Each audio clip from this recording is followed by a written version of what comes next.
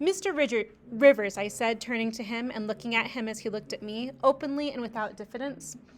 You and your sisters have done me a great service, the greatest man can do for his fellow being. You have rescued me, and by your noble hospitality, from death. This benefit conferred gives you an unlimited claim on my gratitude, and a claim to a certain extent on my confidence.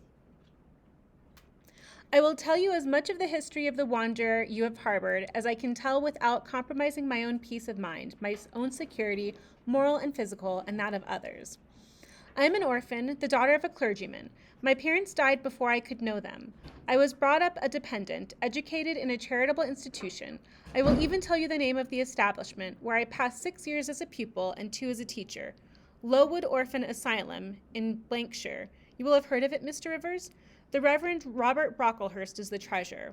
Oh, I have heard of Mr. Brocklehurst, and I have seen the school. I left Lowood nearly a year since to become a private governess. I obtained a good situation and was happy. This place I was obliged to leave 4 days before I came here.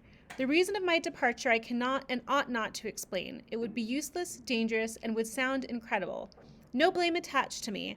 I am as free from culpability as any one of you three. Culpability means blame. Miserable I am, and must be for a time, for the catastrophe which drove me from the house I had found a paradise was of a strange and direful nature. I observed but 2 points in planning my departure: speed, secrecy. To secure these, I had to leave behind me everything I possessed except a small parcel, which in my hurry and trouble of mind I forgot to take out of the coach that brought me to Whitcross. To this neighborhood, then, I came, quite destitute. I slept 2 nights in the open air, and wandered about 2 days without crossing a threshold, but twice in that space of time did I taste food. And it was when, brought by hunger, exhaustion, and despair, almost to the last gasp, that you, Mr. Rivers, forbade me to perish of want at your door, and took me under the shelter of your roof.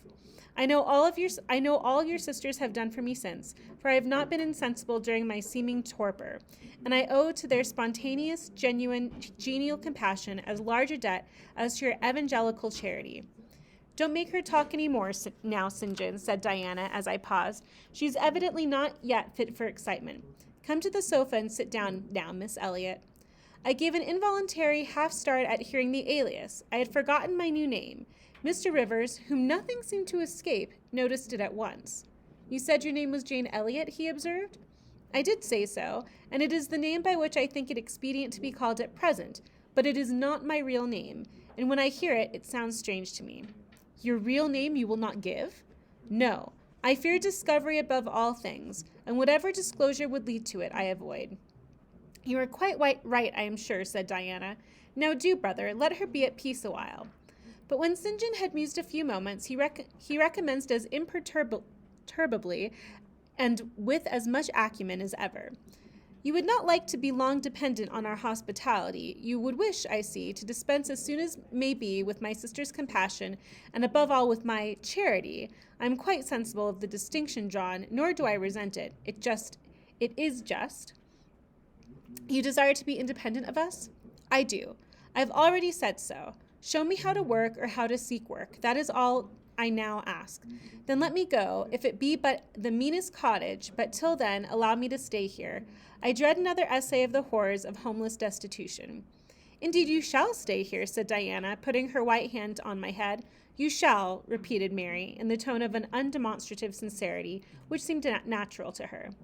My sisters, you see, have a pleasure in keeping you, said Mr. St. John, as they would have a pleasure in keeping and cherishing a half-frozen bird some wintry wind might have driven through their casement.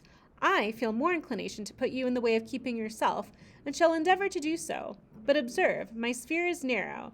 I am but the incumbent of a poor country parish. My aid must be of the humblest sort, and if you are inclined to despise the day of small things, seek some more efficient succor than such as I can offer. She has already said that she is willing to do anything honest she can do, answered Diana for me. And you know, St. John, she has no choice of helpers. She is forced to put up with such crusty people as you. I will be a dressmaker. I will be a plain workwoman. I will be a servant, a nurse girl, if I can be no better, I answered. Right, said Mr. St. John quite coolly. If such is your spirit, I promise to aid you, in my own time and way. He now resumed the book with which he had been occupied before tea. I soon withdrew, for I had talked much, and sat up as long as my present strength would permit.